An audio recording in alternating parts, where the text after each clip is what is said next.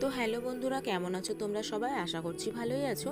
আর আমি এখানে চলে এসেছি আগেরই একটা ভিডিওর সেকেন্ড পার্ট নিয়ে। তোমাদেরকে আগেই একটা ভিডিওতে আমি দেখিয়েছিলাম যে আমি কাঁচা আমের আমসত্ত্ব বানাচ্ছি, আর রেসিপিটা অবশ্যই আমি ইউটিউব দেখে শিখেছি।